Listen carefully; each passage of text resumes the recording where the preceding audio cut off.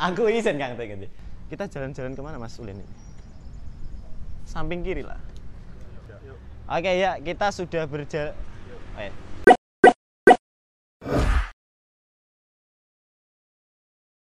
Assalamualaikum warahmatullahi wabarakatuh. Jumpa lagi dengan Nanang MRK di sini. Lama sekali saya sudah tidak membuat video. Semoga kita selalu dijauhkan dari segala macam penyakit dan diberi kesehatan oleh Tuhan. Amin. Di video kali ini kita akan membahas sebuah router atau access point. Ini adalah TP-Link TLWR840N. Ini adalah router saingannya Tenda N301 yang saya sering buat videonya di channel YouTube saya. Ini harganya hampir mirip dan fiturnya juga hampir mirip. Range harganya adalah sekitar 150 ribuan. Kalau kalian pengen beli router ini, TP-Link punya, kalian bisa beli di link deskripsi di bawah ini. Saya beli dari sana. Sebenarnya saya membeli router ini adalah bukan untuk nembak wifi tujuan utamanya, tapi untuk menyebarkan wifi dari STB Open WRT yang sudah saya pernah bikinkan, saya akan pernah bikinkan videonya di video yang lalu. Tapi karena kemarin eksperimen saya tentang STB itu gagal dan STB-nya rusak, jadi saya harus pending dulu kontennya dan kita akan bahas si TP-Link TLWR840N lah. Di YouTube ini juga sangat tenar sekali, banyak sekali yang menggunakan alat ini untuk menembak wifi, menjadikan access point, menjadikan repeater, karena ini adalah router yang sangat murah dan fiturnya banyak sekali dan cukup lengkap. Mari kita bahas tentang router TP-Link TLWR840N ini. Yuk langsung saja kita unboxing.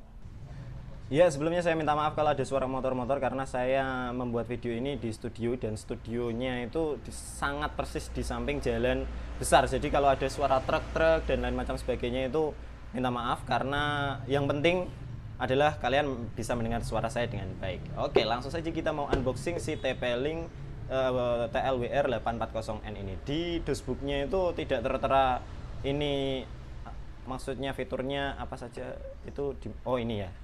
Jadi dia bisa sampai 300 Mbps. Kemudian fiturnya adalah bisa jadi access point, extender, dan WISP mode. Ini adalah fitur unggulan dari dia. Nah, ini seperti ini nanti. Ada satu WAN port dan 4 LAN ports dan satu power supply di sini ya. Dan bedanya dengan 3420 itu dia nggak punya soket untuk USB 3G ya. Jadi ini hanya router saja. Di sini tertulis 300 Mbps, 5 dBi antena dan IPTV. Langsung saja kita unboxing si TP-Link ini. Oke, kita unboxing saja guys. Nah, ini dia barangnya. Di dalam boxnya tentu saja ada TP-Link-nya. Seperti ini. Di sini juga tertuliskan IP-nya, username dan passwordnya ini. Dan IP-nya mana ya IP-nya ya? Nggak ada cuy. Sepertinya kita harus mengaksesnya dari TP-Link wifi.net. Nanti kita coba ya. Ini, dan ada 2 antena MIMO dan juga satu kabel WAN, satu WAN port dan 4 LAN port. Dan ini tombol resetnya di sini. Ini power supply-nya 9 volt. Terus di dalamnya juga ada installation guide, kemudian buku dan petunjuk, terus ini garansi kayaknya. Terus ada LAN 1,5 meter nih kayaknya. Ini LAN 1,5 meter dan ada adapter power supply-nya, ya. Ini harganya cuma 150.000 saja. Dan langsung saja kita akan coba kita masuk ke TP-Link ini, pengaturannya bagaimana dan cara menggunakannya bagaimana. Ini di sini ada WiFi ya. Jadi di studio itu ada WiFi pakai IndiHome kecepatan 20 Mbps. Jadi nanti kita akan coba repeat, atau karena di tempat saya berdiri ini, di tempat saya mereview router ini, itu WiFi-nya meskipun penuh tapi tidak mendapatkan speed maksimal. Jadi nanti kita akan repeat pakai si TP-Link TLWR840N ini. Dan di depan saya juga ada komputer, nanti kita akan coba tancapkan ke komputer. Langsung saja kita instalasi si TP-Link ini. Yuk. Oke. Jadi setelah kita tancapkan, itu nanti dia akan hidup seperti ini. dan akan muncul SSID-nya yaitu TP-Link apa ya tadi namanya, lupa aku. Di sini. Lah akan muncul SSID-nya yaitu TP-Link 9D64. Lah ini langsung kita konekkan saja. Oke, kita konekkan. Tak refresh. Nah, ini sudah connect ke TP-Link 9D. Kita buka browsernya, terserah ya. Kalian juga bisa nyeting lewat HP kok. Kalian bisa lewat Safari, bisa lewat Chrome yang ada di HP. Tapi ini karena untuk supaya layarnya besar aja saya gunakan PC ya. Di sini. Untuk masuknya di browsernya, di bagian browser kalian ketik aja TP-Link wifi.net. Oke. Kita reload lagi. Reload. Nah. Sudah masuk ya. Ini TP-Link TLWR 840N. Nah, passwordnya sesuai yang ada di belakang router tadi. Nah, untuk password, username dan passwordnya itu tertulis di belakang sini ya. Ini bisa dilihat. Nah, ada admin dan admin. Kita masukin aja ke dalam kolom tadi. Admin dan admin. Kita enter. Nah, kita masuk ke firmware-nya. Ini firmware version 09 V001 ya. Nah, untuk merubah nama wifi-nya agar tidak TP-Link, kalian bisa pergi ke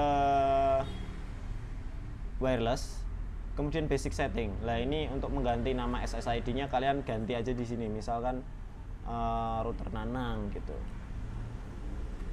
Router Nanang. Lah, terus untuk passwordnya kalian bisa wireless security untuk mengganti passwordnya di sini ya. Ini saya tinggal save, nanti biarin aja. Lah, untuk mengoperasikan si TP-Link ini kita mau jadiin apa, kita pergi ke namanya operation mode. Mau jadikan wireless router, WISP, access point atau range extender. Ini ada juga penjelasannya, wireless router itu apa, WISP itu apa, access point itu apa, dan range extender itu apa. Nah, di sini saya mau menggunakan mode WISP saja. Jadi WISP itu dia meripit atau memperlebar sinyal dari daerah yang tidak ada sinyal menjadi sebuah wifi lagi, menjadi sebuah SSID lagi, dan kemudian kalau kita nancepin LAN di port LAN-nya itu juga bisa. Jadi LAN-nya aktif dan wifi-nya juga aktif, itu WISP mode. Kita langsung saja pergi ke WISP mode, kita save, kita oke. Dia otomatis akan mereboot. Rebootnya agak lama, kalian tunggu aja. Kalau berhasil mereboot, LED indikator di TP-Link-nya dia akan mati, dan kemudian kalau sudah hidup dia akan hidup lagi. Dan tunggu sampai komputer kalian terkonek, atau kalau enggak kalian konekkan lagi ke routernya seperti ini. Nah, the system is rebooting, please wait. Silakan tunggu ya. Setelah itu, setelah ke restart, kita pergi ke wireless, basic setting, kalian tinggal scan. Client settingnya kalian tinggal scan. Pilih wifi yang ready ya. Pilih wifi yang ready. Ini channelnya di channel 11. Supaya nanti tidak tabrakan, kita pakai channel selain ini. Kita tinggal klik connect aja. Lah, setelah itu kita masukkan password dari si Studio Recharge-nya. Kita masukkan passwordnya di sini karena saya tahu passwordnya. Nah, ini di wireless network name ini kita mau namakan wireless yang baru sebagai apa? Misalnya komputer Nanang. Channelnya kita samakan aja. Kalau enggak dia enggak mau. Nah, ini dia sudah mau mereboot. Kita tunggu aja. Kalau dia sudah terkoneksi dengan internet, otomatis indikator lamp yang ada di routernya dia akan berubah warna menjadi hijau. Kita konekkan. Nah, ini sudah jadi SSID baru komputer Nanang. Kita coba konekkan. Nah, kita disuruh masukin password. Passwordnya karena kita nggak atur tadi, berarti passwordnya adalah sama seperti yang ada di belakang router. Connect. Dan kita sekarang terkoneksi ke internet di komputer Nanang. Ini wirelessnya juga ini wirelessnya fungsi, dan namanya juga LAN-nya juga fungsi. Kita coba aja ya. kita coba tes speed test. Apakah terjadi perbedaan? Lah ini lebih lancar sih. Speed test by Ookla ya. Kita coba speed test apakah berpengaruh di repeat dengan ini, apakah lebih bagus daripada langsung menggunakan WiFi card? Tentu saja harusnya lebih bagus ya. Kita biarkan saja Ookla-nya selesai.